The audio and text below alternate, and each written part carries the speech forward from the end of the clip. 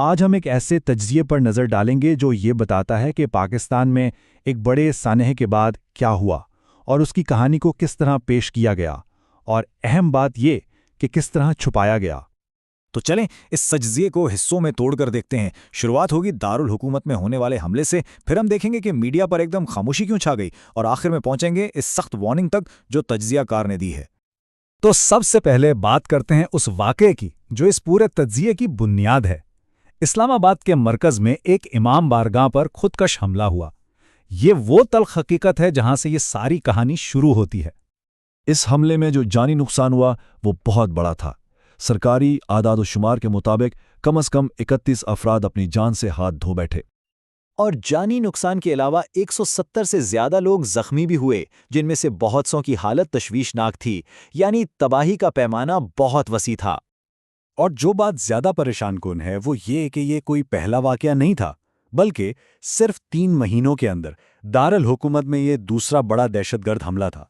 اس سے یہ ظاہر ہوتا ہے کہ یہ ایک بڑھتے ہوئے خطرے کا حصہ تھا جس نے ملک کی سیکیورٹی پر بہت بڑے سوال کھڑے کر دیے تھے۔ اچھا، تو حملہ تو ہو گیا، لیکن کہانیاں ختم نہیں ہوتی۔ اس کے فوراً بعد سوالات اٹھنے لگے ان اداروں پر جن کا کام ہی ایسے واقعات کو روکنا ہے۔ یہیں سے احتساب کا سوال پیدا ہوتا ہے۔ دیکھیں، سیکیورٹی پر اتنا بھاری بجٹ خرچ ہوتا ہے تو پھر یہ حملے بار بار کیوں ہو رہے ہیں؟ آخر یہ سارا پیسہ جا کہاں رہا ہے؟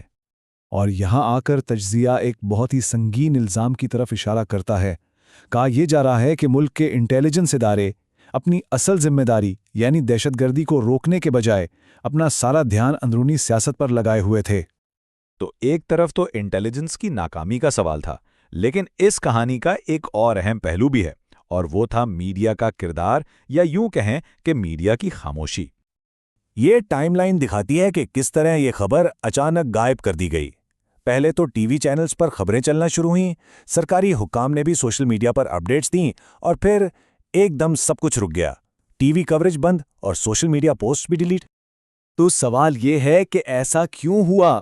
تجزیے کے مطابق یہ میڈیا کا اپنا فیصلہ نہیں تھا، بلکہ الزام یہ ہے کہ یہ خاموشی ایک براہ راست حکم کے تحت کروائی گئی تھی، یعنی ایک مکمل میڈیا بلیک آؤٹ۔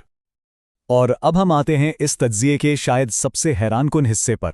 یہاں 2 بالکل مختلف واقعات کا موازنہ کیا گیا ہے جو ایک ہی وقت میں ہو رہے تھے۔ تو منظر کچھ یوں تھا۔ ایک طرف ملک کے دارالحکومت میں ایک حملے کے بعد سوگ اور ماتم کا ماحول تھا، اور دوسری طرف لاہور میں بسنت کا تہوار پورے جوش و خروش سے منایا جا رہا تھا، اور اس کی کوریج تمام ٹی وی چینلز پر چھائی ہوئی تھی۔ لیکن بات صرف ایک تہوار کی نہیں تھی۔ تبصرے میں یہ دعویٰ کیا گیا کہ اس فیسٹیول پر اربوں روپے خرچ کیے گئے اور اس کا مقصد صرف سیاسی برانڈنگ تھا، یعنی کچھ مخصوص شخصیات کی امیج بلڈنگ کے لیے یہ سب کیا جا رہا تھا۔ تو اس ساری بحث کا اختتام کسی نتیجے پر نہیں، بلکہ تجزیہ کار کی طرف سے ایک بہت ہی سخت وارننگ پر ہوتا ہے۔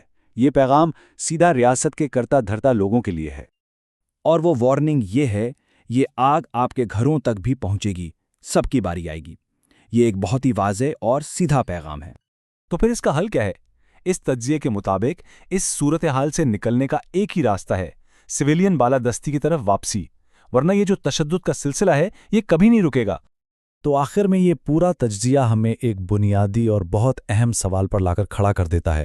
جب ملک کسی بحران سے گزر رہا ہو تو اس بات کا فیصلہ کون کرتا ہے کہ عوام تک کون سی خبر پہنچے گی اور کون سی نہیں، اور سب سے بڑھ کر یہ کہ اس فیصلے سے اصل میں فائدہ کس کا ہوتا ہے؟